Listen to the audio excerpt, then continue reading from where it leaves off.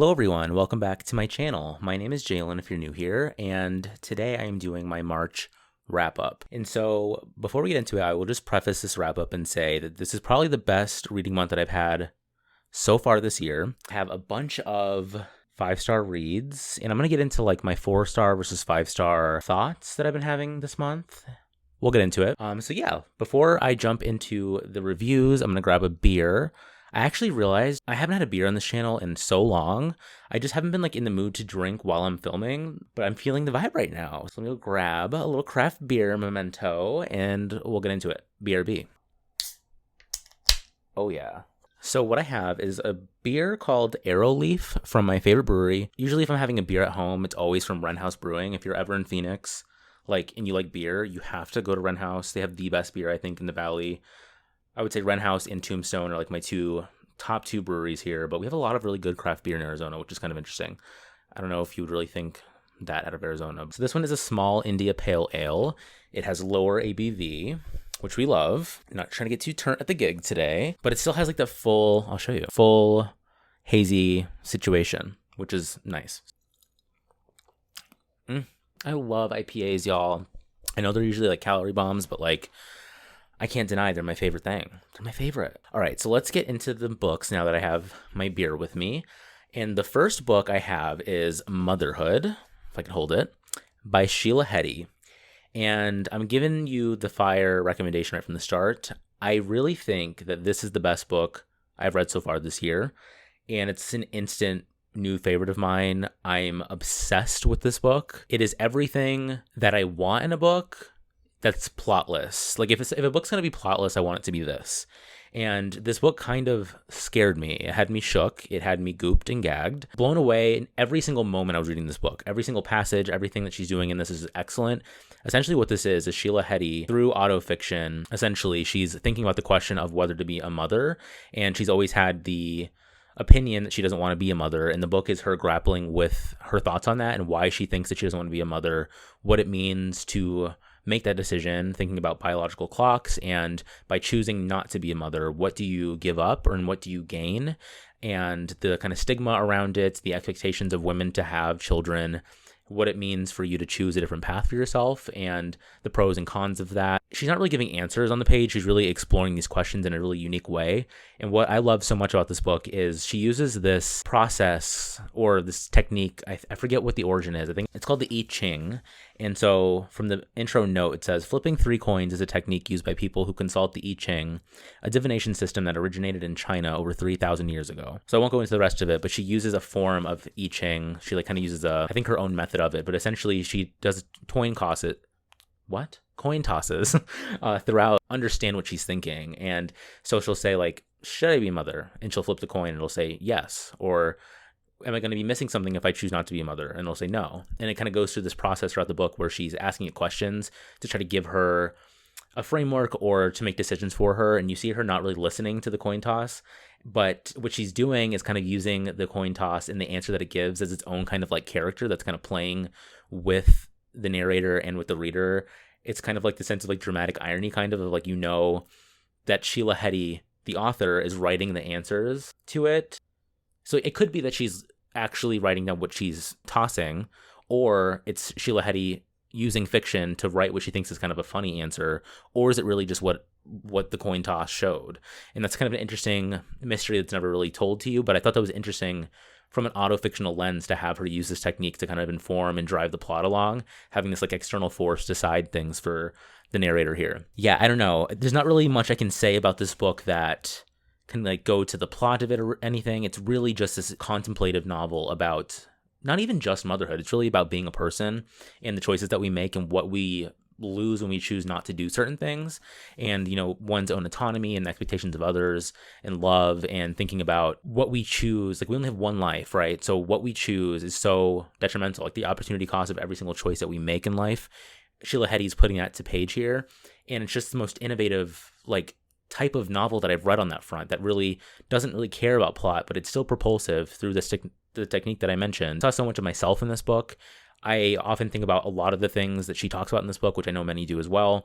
Many of the preoccupations that I have about my own life, about choices I've made. I'm in my mid-20s, and I currently think that I don't want kids at all. Like, I'm pretty strong in that opinion. And myself as a gay man, it's a little bit different having children and procreation, but this was even something that I was really fascinated by in law school. I took a class on reproduction in the law and thinking about various issues regarding surrogacy and adoption and rights regarding procreation. I just find it fascinating. So it was kind of cool reading that in fiction. I hadn't really touched on it since law school in this kind of way. And so yeah, I hope that sells it for you. If you haven't read this book and you don't mind a plotless novel and you like something that's incredibly just thoughts on a page with just very clear, concise, perfect, gorgeous sentences on philosophical subjects such as motherhood, being a person in the world, being anxious about it, and you just want it to be very smart, this is your book. I can't say enough good things about it. Like, this is everything. This book means everything to me. Like, not to be dramatic, but like it really does. Like, a new favorite author for me. I think she's up there or could surpass Otessa Moshfegh as my favorite writer, which is buck wild for me to say. I never thought in a million years that would happen, but Sheila Heti is that girl for me. I'm obsessed with her. But anyways, that's enough about that one. It's excellent. Please read it if that sounds at all good to you. Like, I promise you'll get something out of this. Take a chance on it, I think. Next up, another weird little book. It's Elena Ferrante's In the Margins on the Pleasures of Reading and Writing. So I have only read one book by Elena Ferrante, and it is The Lying Life of Adults. So I have not read her incredibly famous Neapolitan Quartet, but I do love a book of literary criticism. It's something I've been getting into over the last year and a half, overthinking, I should say, about my own critical response or, being a reviewer online, like thinking about why I think things about books, trying to be more intelligent with my book reviews is a goal that I always have. And so I try to read books about reading and writing and learning from the smart people what I should be thinking about books or how to help myself think about them better. And so this one is really interesting because Elena Ferrante is an anonymous writer. She writes under a pseudonym. To one extent, it looks at Elena Ferrante's place as this anonymous writer and what it means to put herself in her fiction while also remaining anonymous. So this book is another really interesting look at autofiction and what it means to not only put yourself in your fiction, but also not present yourself to the world through your writing. It's a kind of a unique situation that Elena Ferrante finds herself in, and it's a big, literary mystery of who is she? But this was written, so it's 4 essays, and they were meant to be given at a couple of lectures. So they're lectures and not just pure essays. But I guess they were given at a certain school by someone, an actor, essentially, doing the most, but hiring an actor to give your lectures because you don't want to, I don't know. It's interesting. She's an interesting person.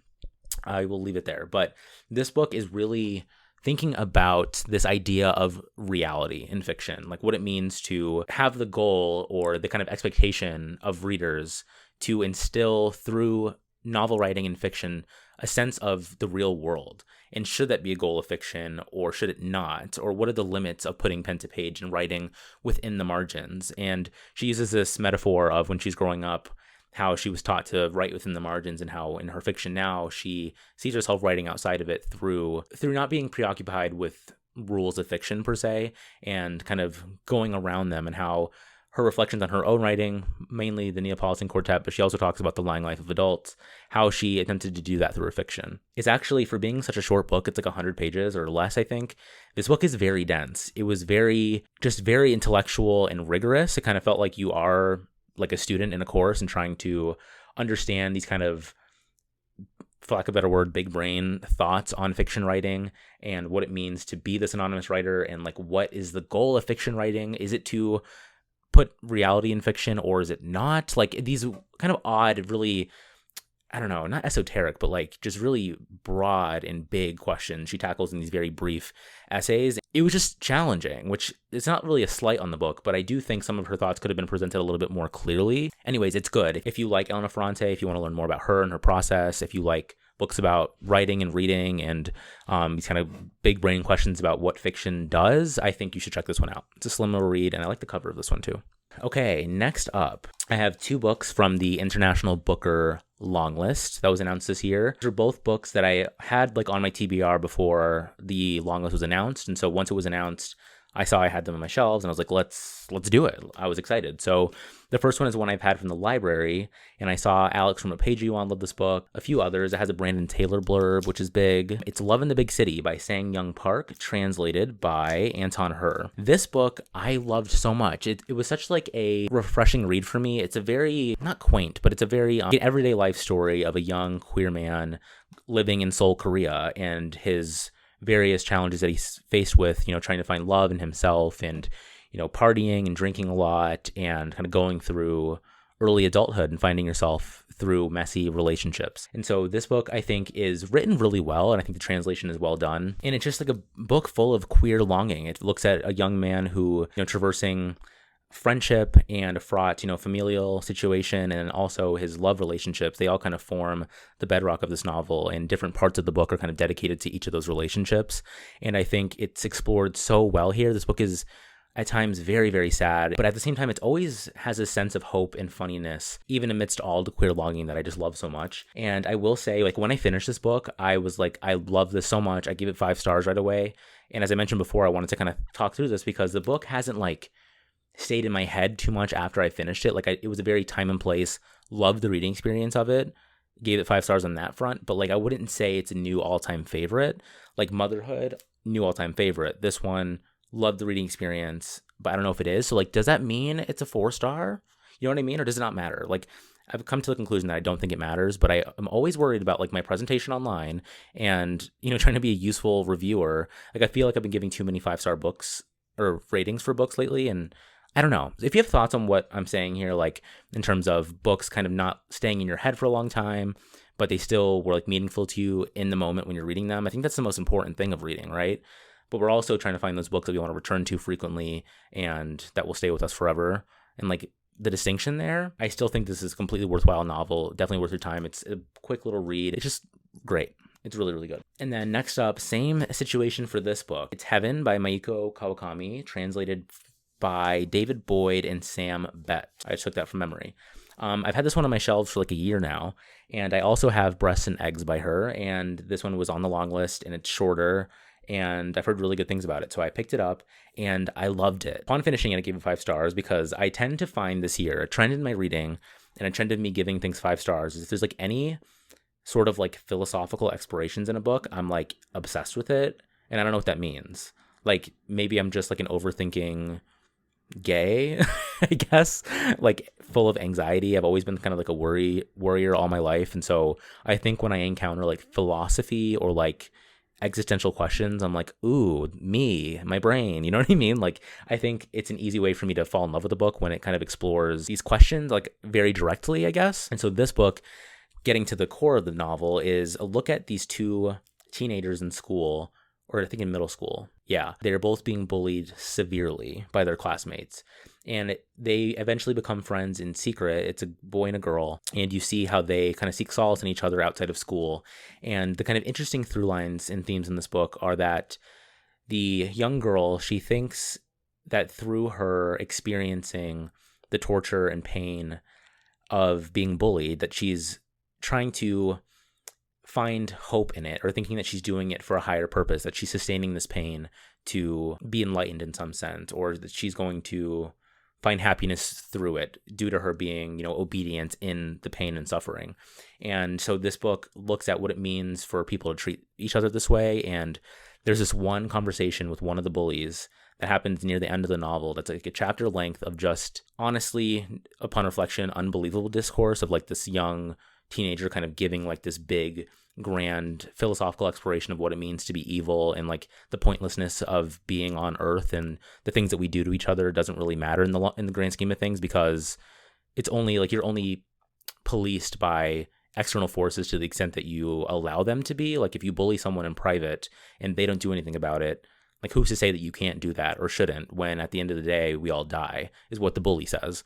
And so I loved that chapter though, because I thought they were really interesting and kind of like scary reflections in the book that kind of like shook me up a little bit. I was like, that's like, there's a point to be made there, but then again, like, that's incredibly fucked up. And so like, then the young boy who's having the conversation with him, who's being bullied, questions this bully and says like, why, but you could also be good and not hurt people, and like, why don't you do that?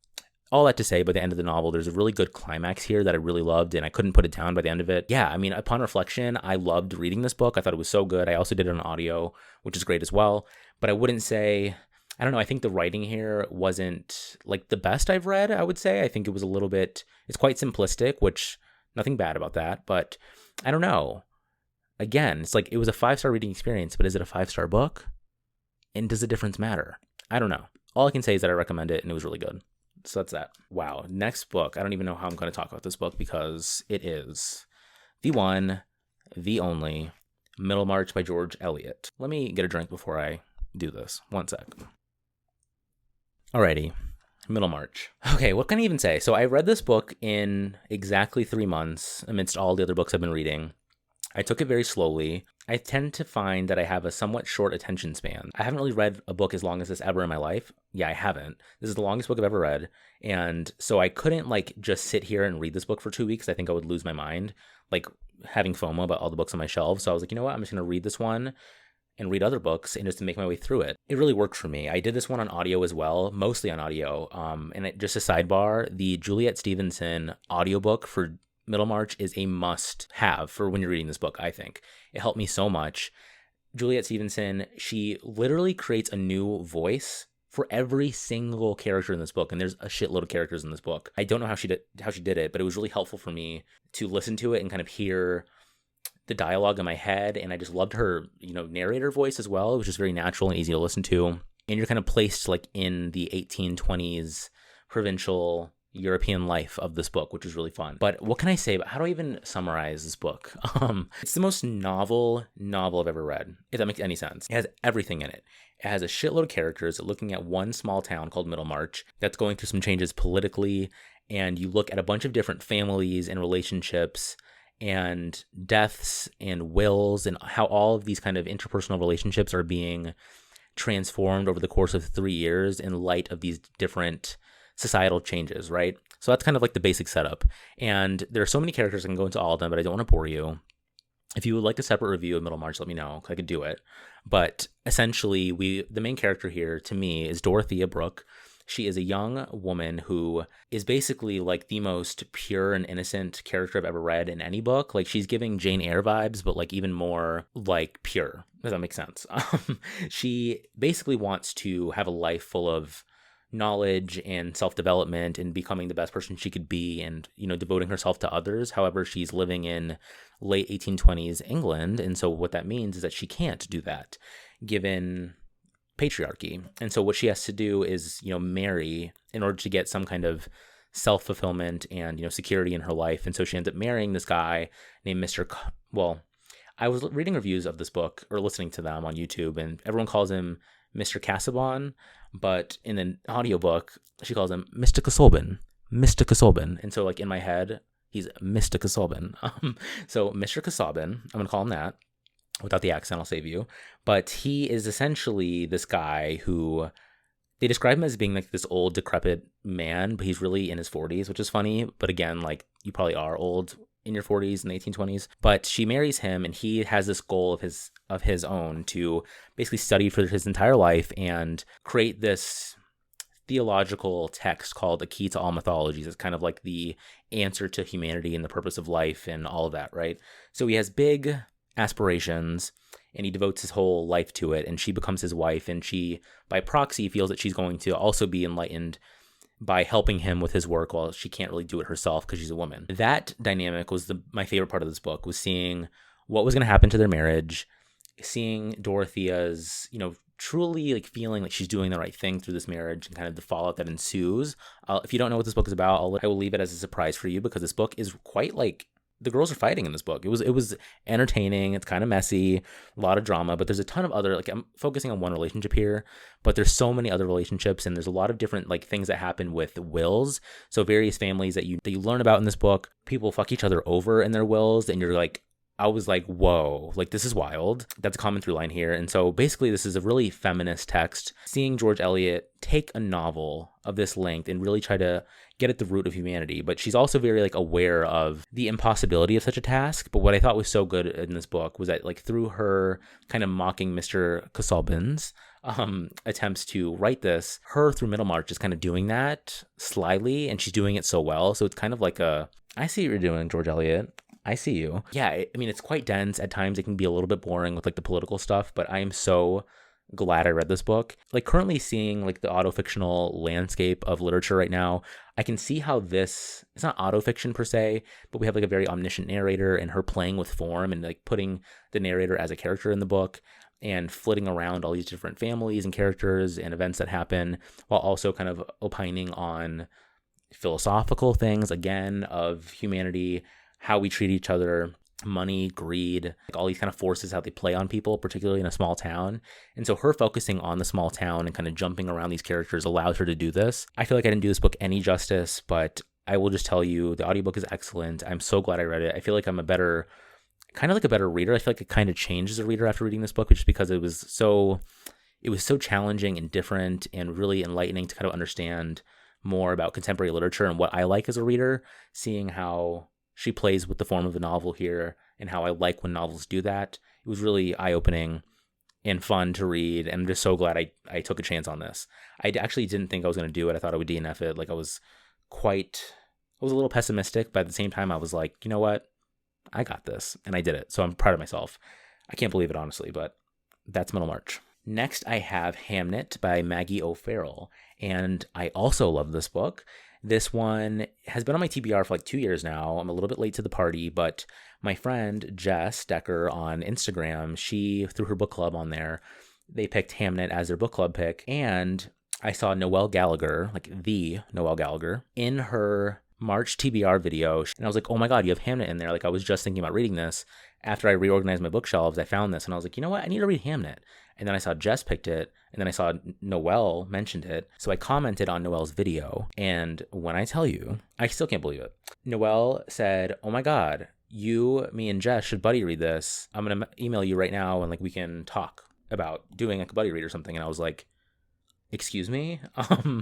Because just to give you some backstory, Noelle Gallagher is like one of the OG booktubers that like influenced me to start my own channel. In the beginning of the pandemic, I was like fully into Noelle's channel before she even had like 10K subscribers. Like I remember watching the vlog when it came out that morning, and she got 10K, and I was like, this is wild. Like she's blowing up. And then now she has like, I think 200K now. So I loved her. And I remember I messaged her when I was thinking about doing a booktube channel, and I was like, hey, like, do you have any tips on like equipment or like any kind of advice for starting a booktube channel? And this is when she had an Instagram, and she messaged me and she like told me what camera she has, and I have that camera now.